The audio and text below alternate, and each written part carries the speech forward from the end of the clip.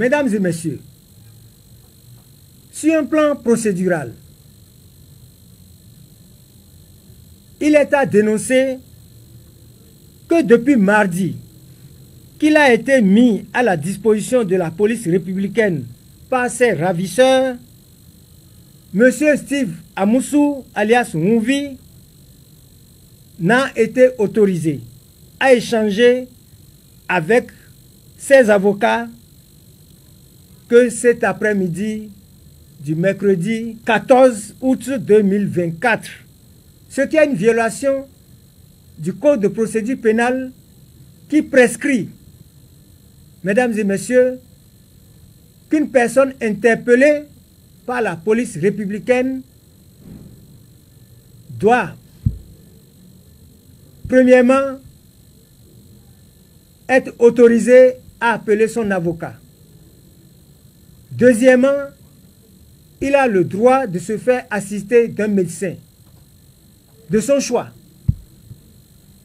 Aucune de ces dispositions n'a été respectée depuis l'arrestation de M. Amoussou.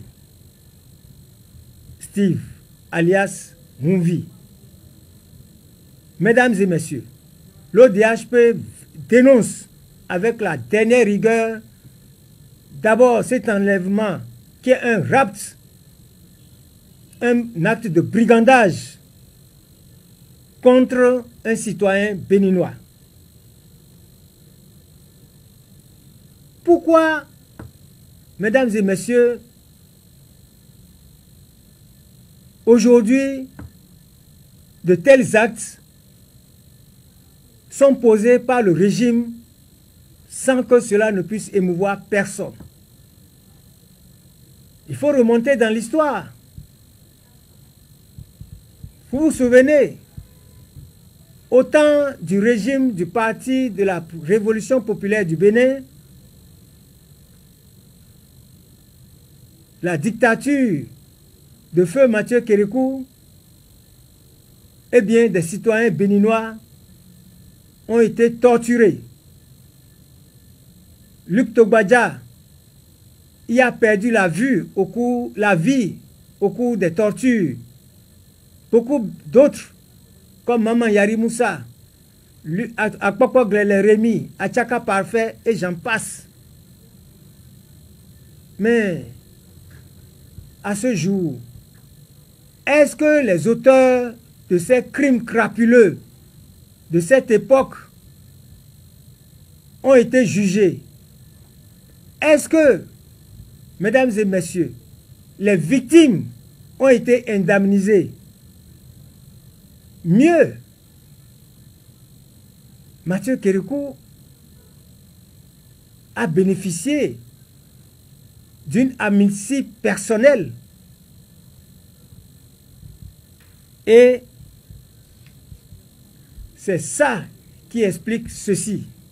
Comme on le dit, ceci explique cela. La leçon qu'on peut en tirer,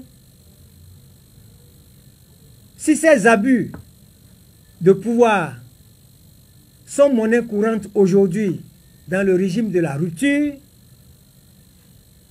eh bien,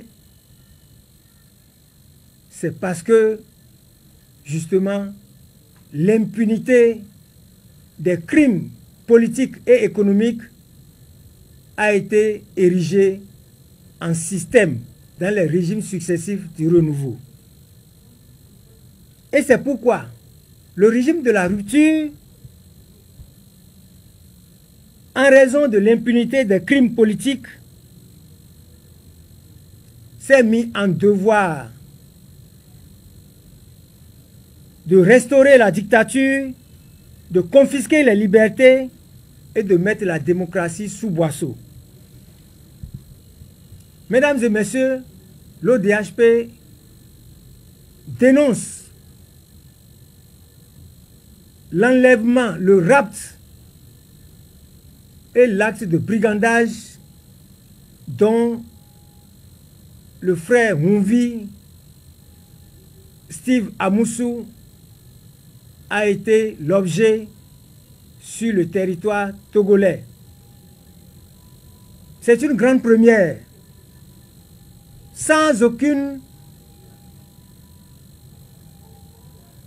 acte juridique d'extradition, qu'on aille enlever un citoyen béninois dans un territoire étranger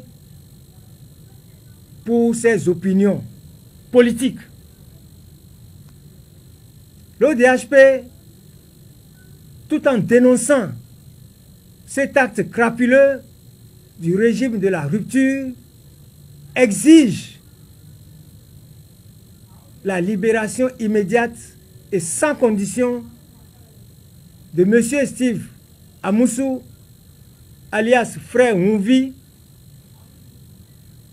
et met en garde le pouvoir de la rupture sur la vie de M. Amoussou, qui a déjà été traumatisé, torturé lors de son enlèvement et de son transfert donc au Bénin. J'en appelle à la population béninoise, à l'opinion publique nationale et internationale, pour qu'ils s'associent à l'ODHP pour exiger la libération immédiate du frère Mouvi. Dites-nous, vous avez rendu visite à votre client Oui. Ce mercredi après-midi. Tout à fait. Dans quel état vous l'avez trouvé? Comment il se porte, le frère Mouvi? Oui, le frère Mouvi se porte très bien et il a le moral. Et nous espérons, avec tout le soutien des 13 millions de Béninois et des Béninois à l'étranger, que son moral sera encore beaucoup plus topé. Qu'est-ce qu'il vous a dit? Il nous a dit qu'il a le moral. D'accord. Oui.